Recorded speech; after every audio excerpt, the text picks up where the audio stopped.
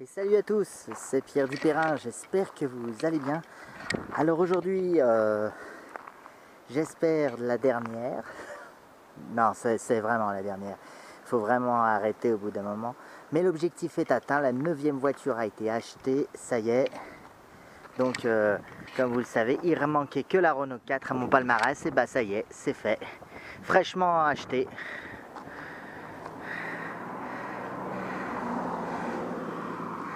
Renault 4 de 1971.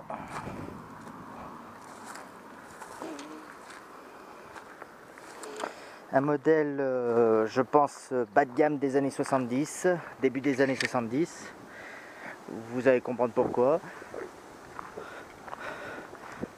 Même si on dirait pas, parce qu'elle a des enjoliveurs, les enjoliveurs et les pare-chocs chrome.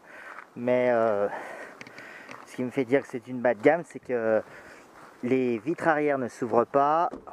Les sièges sont à tubulure apparente.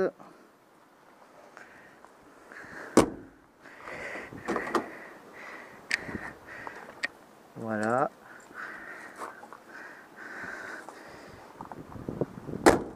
Pas de baguette, il n'y a pas de baguette chrome sur le côté.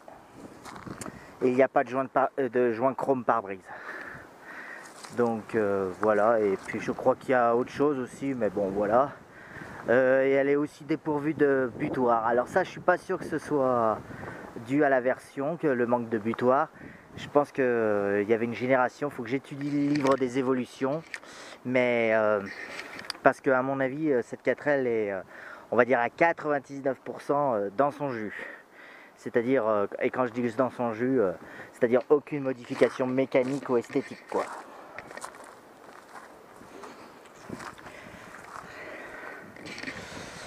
Voilà, donc ça y est, on l'a.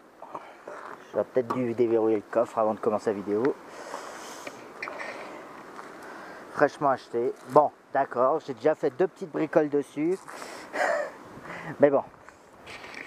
La première est, je lui ai mis les phares jaunes parce que les ampoules blancs, ça faisait vraiment pas à sortir. Hein, il manquait que ça, voilà. Avec, oula, ah merde. Excusez-moi, je voulais le replacer. Avec le logo Renault, encore ancien modèle. Comme elle est de 71, oui, c'est l'année suivante que le nouveau logo sort sur les Renault 4. Ouais, et il tient pas très bien. Enfin voilà, donc je sais pas si comment vous la verrez en vidéo, parce qu'en photo on a l'impression qu'elle est blanche, mais en fait elle est bleue très claire en fait. Donc c'est le bleu clair qu'on voit habituellement sur les premières Renault 4, enfin je suppose, pas sûr mais je suppose. J'ai pas le nom de la coloris, s'il y en a qui ont la teinte sur... mettez-le en commentaire. Voilà. Donc avec le tableau de bord que j'aime bien, le sablé, le deuxième tableau de bord sablé, avec le volant très fin en bakélite, qui est un petit peu transparent. Alors il n'est pas transparent comme les premiers volants translucides, il est légèrement translucide, mais pas comme les premières. C'est un peu le mélange entre le translucide et le noir brut. Enfin bref. Voilà. Donc une planche de bord en super bon état. Une voiture saine en bon état. Avec des planchers et un châssis exceptionnellement bien conservés. Donc je pense pas qu'elles ont été remplacées un jour, mais... Donc... Ouais, bon, il y a de la moquette, mais ouais, non, il n'y a pas de rouille du tout, il y a juste de la moquette à la coupe. Voilà. Enfin voilà. De toute façon, elle a passé le contrôle technique, donc s'il y avait un trou dans le plancher, il l'aurait signalé. Pareil à l'arrière, alors il y a un tout petit peu de rouille de surface un peu partout, comme là, mais sinon, dans l'ensemble, elle est plutôt saine.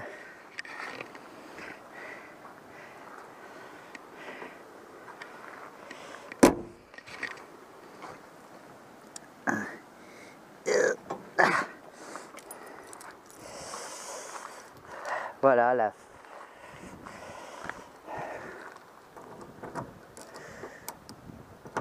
Ouais, je pensais à le régresser parce que la clé a tendance à rester coincée dans la serrure.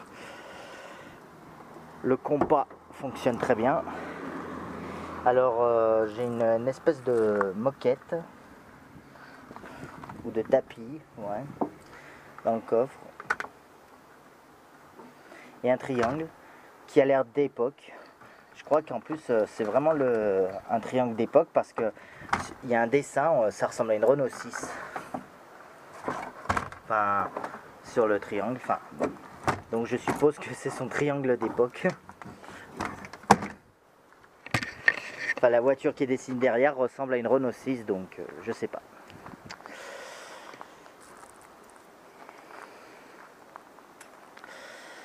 Vous voyez, la carrosserie, bon, elle a quelques pocs, mais elle n'est pas non plus abîmée.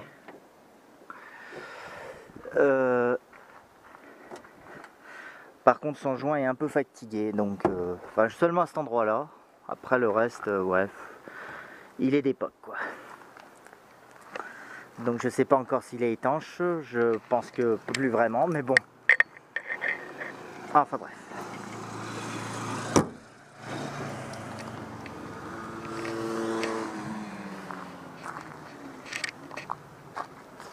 Donc elle a juste une petite raclure, toujours au même endroit décidément. Mais c'est moins horrible que la BX ou la 205, donc enfin voilà, c'est juste une raclure qui est un tout petit peu rouillée, mais bon, c'est pas méchant. Je vais traiter et puis ça restera comme ça. Hein. Voilà.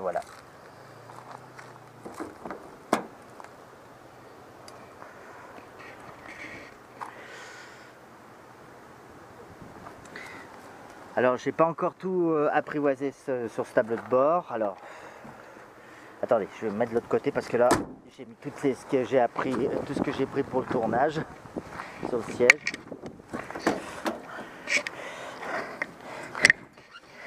Ouais, parce que c'est un petit peu particulier à conduire. Alors on va commencer de la gauche vers la droite. Donc là nous avons le frein à main. Là on a une manette, je suppose que c'est le starter. Comme j'ai jamais eu le véhicule à froid, je ne l'ai pas encore testé. Je vous dis, elle est fraîchement achetée. Donc là, ça doit être la pompe de lave-glace que j'ai même pas testé d'ailleurs. Ouais, elle marche. Et j'ai laissé... Ouais, elle marche, mais vise pas très haut. Peut-être régler les éclairs. Alors les essuie-glaces qui marchent sans la clé. Voilà. Et qui a une particularité, c'est que quand on les arrête, ils s'arrêtent là où ils sont.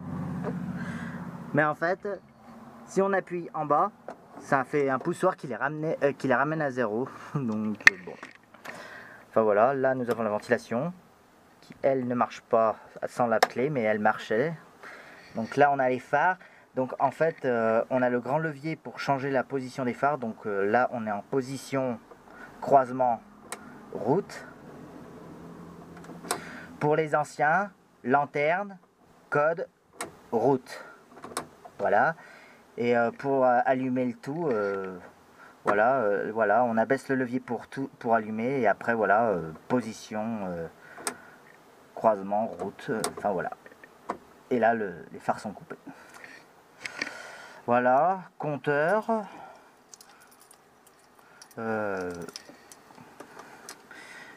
Qui indique avec seulement 2 manos l'essence et le kilométrage, donc pas de journalier. Ça va m'embêter pour l'évaluation de consommation, mais avec une belle aiguille en pointe. C'est un peu comme les 2 chevaux, mais en plus gros quoi. Par contre, j'ai jamais vu une jauge aussi petite, une jauge à carburant. Alors après on a des témoins lumineux. Alors si de mémoire, le vert en haut à gauche c'est la batterie. Enfin c'est juste pour indiquer que la dynamo fonctionne. Là nous avons pression d'huile et surchauffe également je crois, à vérifier. Et le troisième c'est les clignotants. Et là on a feu de route et le dernier je sais plus ce que c'est. C'est peut-être les freins. l'indicateur pour les freins. Par contre, pas moyen de le tester. Enfin, je suis pas sûr, à vérifier. Alors, ce n'est pas les feux de détresse, parce que je sais que sur les 4L plus modernes, il y a les feux de détresse là. Mais comme ce véhicule est de 71, il n'y a pas de feux de détresse, ni là, ni en dessous. Donc, voilà. Ah oui, et particularité, donc j'ai un peu de mal à m'y faire, c'est que le levier de clignotant est à droite.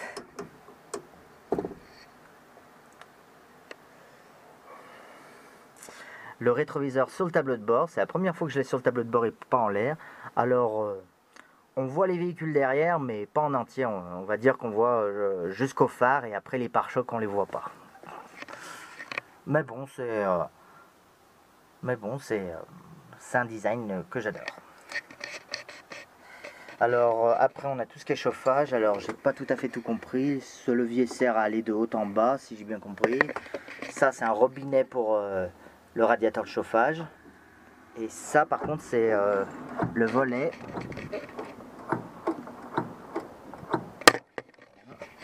Attendez, j'ai un curieux.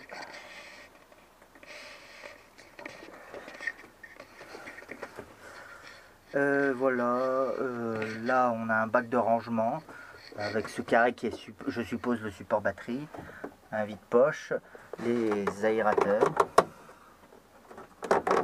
qui m'a l'air assez fragile à manipuler avec précaution. Voilà, porte avec vitre coulissante.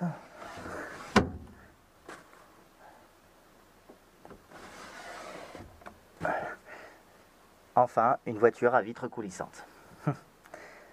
Voilà. Et dans la fermeture et dans l'ouverture de la porte, et carrément là-dedans, en fait, tu as un levier que tu pousses vers le bas. Voilà.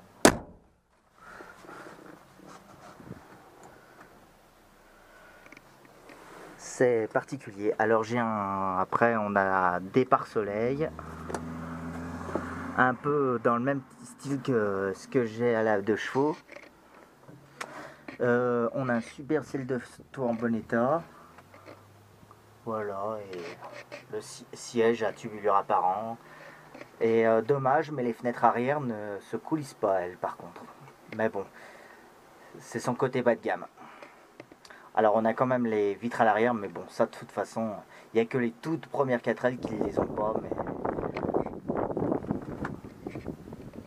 à moins qu'il y ait des versions encore spécifiques. Après, je suis pas au courant de tout sur la Renault 4. Ah si, un truc qui est assez particulier aussi, ce sont les ceintures de sécurité. Alors elles sont pas en rouleur, mais par contre le système de fermoir est particulier. Alors bon, c'est pas la première fois que je vois ça. J'ai déjà vu ça dans une Renault 12. À l'instant. Ah.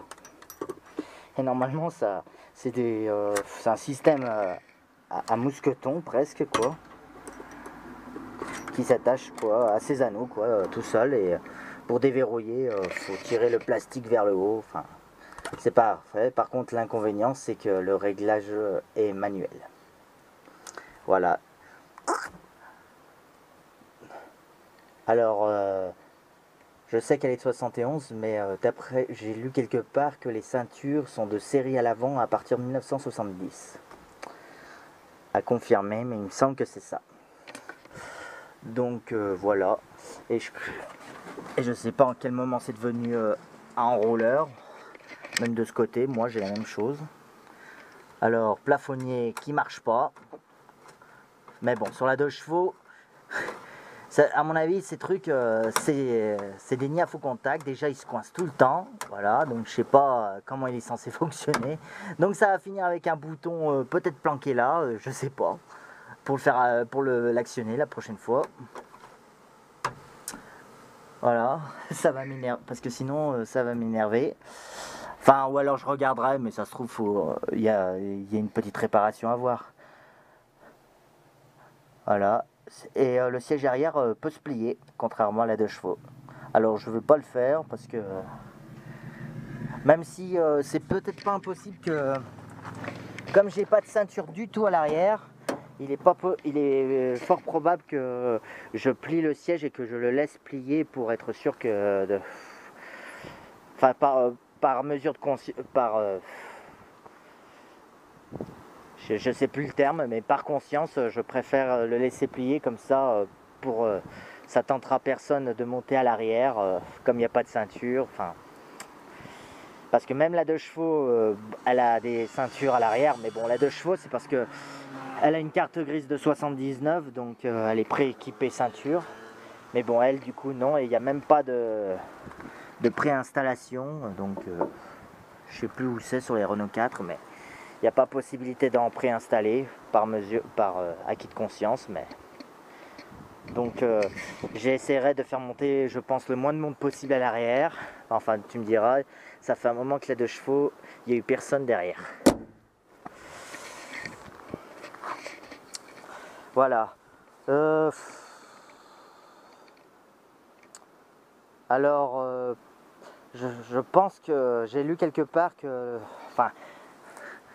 j'ai lu dans le livre que mon oncle m'a prêté que les enjoliveurs sont bien d'origine sur toute la gamme Renault 4 berline jusqu'à l'apparition de la nouvelle calandre en plastique. Donc, mais bon, pour assumer son côté bas de gamme, moi je préférerais les enlever parce que j'ai jamais aimé ces types d'enjoliveurs centrales en inox là. Mais... Bon, la jante est super noire, c'est à cause du pot d'échappement. Voilà.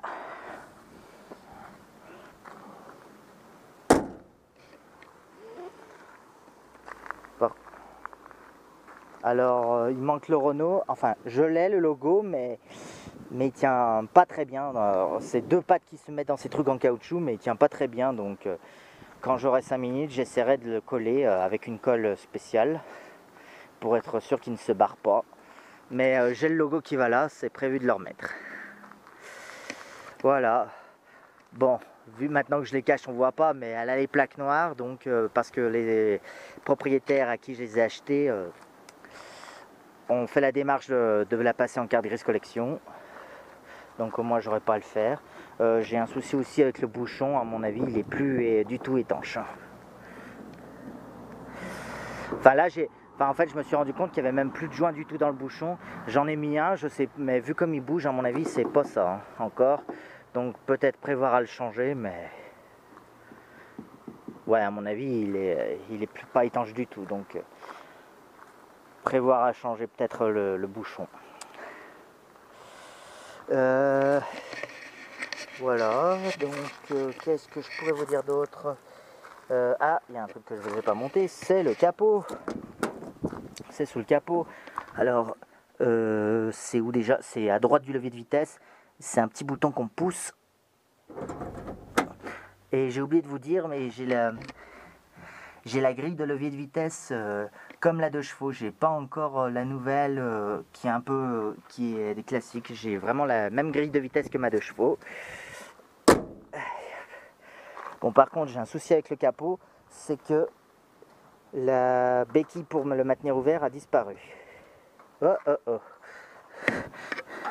Alors, je viens de voir qu'un truc s'est fait la malle. C'est le plastique du levier de vitesse qui s'est fait la malle. Je sais pas comment ça se fait. Qui s'est fait la malle. Attendez, je le remets en place et je vous reprends. Bon, je n'y arrive pas. Il faudrait que je pense que je défasse la tringlerie pour l'emboîter correctement parce que quand je le mets comme ça, il n'arrête pas de se sauver. Donc, bon, je verrai à la maison. Peut-être avec un peu de graisse, il s'emboîtera mieux. Enfin bref, voilà, donc je pense que c'est le moteur Billancourt qui fait 30 chevaux. Alors, par contre, particularité, depuis 1970, toutes les voitures sont en 12 volts, donc même les Renault 4, même la 2 chevaux 170. Par contre, contrairement à la 2 chevaux, la Renault 4 se charge encore avec une dynamo. Donc je ne l'ai pas testé pour voir si elle charge bien ou pas, mais c'est pas impossible. Je contrôlerai ça, mais c'est pas impossible qu'un de ces quatre, je le convertisse à l'alternateur.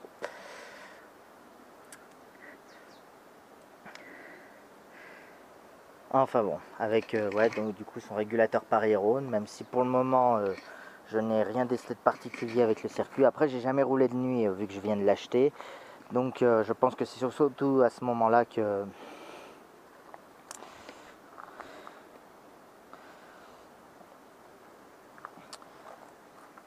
qu'on s'en rendra mieux compte. Voilà, le silencieux est dans l'aile, je crois qu'on le voit là, ouais. Voilà, là on voit le démarreur, on voit des fusibles, la tringle du levier de vitesse. On a le klaxon, alors je suis pas sûr que ce soit d'origine, surtout que c'est comme la 2 chevaux, ça a 2 tons. Ou... Ouais, en plus ça fait pas très ancien. Et c'est vrai qu'il est énorme par contre. Bon, on va dire que c'est son klaxon d'origine, mais bon. Mais je suis pas convaincu. Les anciens proprios ont changé le mètre-cylindre, il veut fuyer l'ancien et ça se voit, il est propre. Le levier de frein à main, qui est, comme le véhicule est à frein à tambour avant, du coup le frein à main serre les roues avant. C'est une fois que c'est passé à frein à disque qu'on a le levier de vitesse qui passe entre les sièges et que ça freine les roues arrière. Genre la Savane qu'on a fait il y a quelques années, c'était ça. Par contre, il y a eu un souci avec le carburateur, c'est que... Attendez, je voulais voir un truc.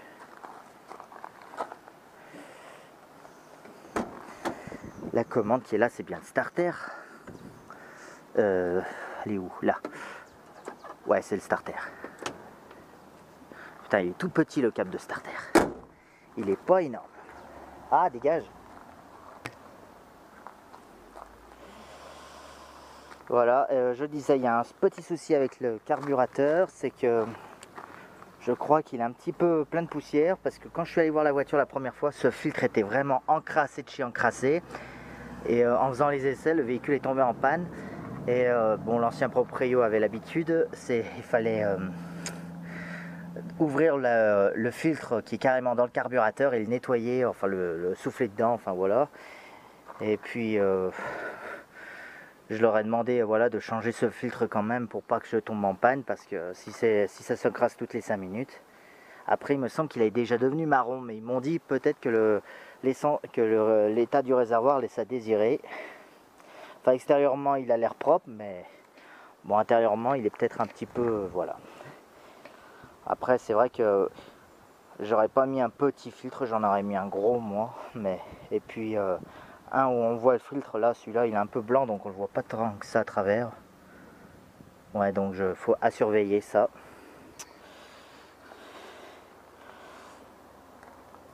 Vax d'expansion en verre. C'est vraiment un bocal en verre quoi. Mais bon, on n'était pas encore dans la génération où tout était en plastique. C'est venu petit à petit. Putain, la batterie elle est particulière hein. Ouais, donc à contrôler, voir si cette dynamo charge suffisamment. Voilà, sinon il n'est pas énorme hein. C'est vrai que ça ressemble à un Cléon, mais c'est pas un Cléon fonte hein. C'est vraiment un Billancourt hein. Je crois que c'est le Billancourt, c'est le moteur dérivé de la Dauphine ou de la 4 chevaux, je sais plus, mais ça, on dirait un Cléon mais en plus petit quoi. Donc 700 et quelques centimètres cubes. Enfin voilà.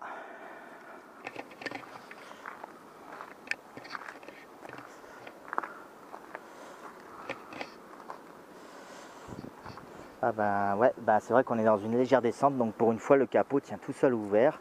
Mais bon, il faut que je retrouve une barre de capot. Je croyais que c'était rifté, mais en fait non, ça devait être soudé. Parce qu'elle était là et clipsée là, mais... Et après on l'emboîte là, je suppose, mais... Bon, il a disparu, il a dû se casser le support. Après, sinon, elle vient de passer le contrôle technique, pratiquement RAS. Il y avait juste 2 petits défauts mineurs. Un concernant la bosse sur le côté là.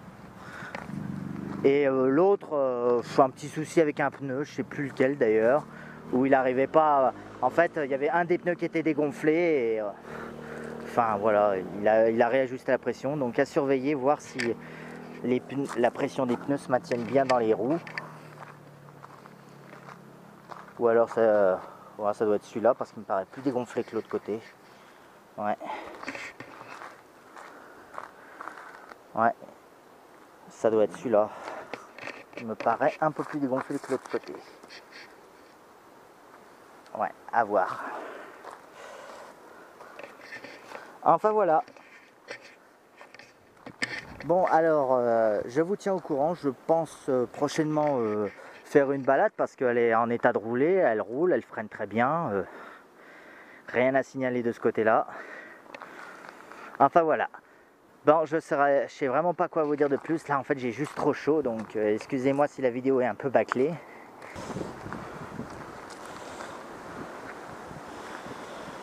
Bon bah écoutez, je vais conclure cette vidéo là-dessus. Donc, mettez un gros pouce bleu si la vidéo vous a plu, un commentaire pour me donner vos avis. Et je pense que la prochaine fois, ça sera l'essai. Alors, j'essaierai de comparer un peu avec ma 2 chevaux. Qui fait seulement un cheval de moins, mais niveau performance, bon, en accélération c'est, on va dire, identique. Par contre, le couple est un peu meilleur à bas régime, il me semble, là-dessus, sur l'Irono 4. Voilà. Et bon, j'en parlerai aux essais, mais le confort à l'intérieur n'a rien à voir, parce que autant les suspensions sont assez souples, mais autant les sièges sont un peu plus fermes. Mais bon. Ce n'est que détail, je vous raconterai plus tout ça dans la vidéo aux essais. Enfin voilà, d'ici là, mettez un... Ah, et je veux quand même vous faire tourner le moteur.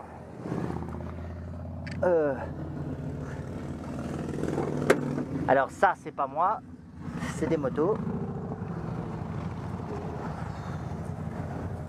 On est dimanche. Alors j'espère juste que...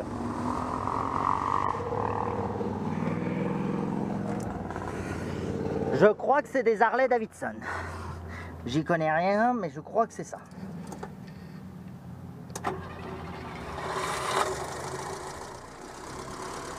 Démarre au quart de tour sans accélérer. Après, je sais pas comment elle démarre à froid. D'après l'ancien proprio, elle n'utilise le starter qu'en hiver. Donc... Après là il tourne très bien, après il y a juste quelques trous pendant les accélérations, mais bon, peut-être juste le carburateur à nettoyer.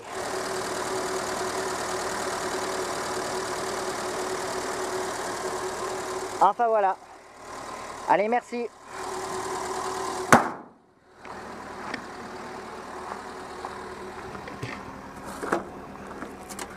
Est-ce qu'on va réussir à se quitter?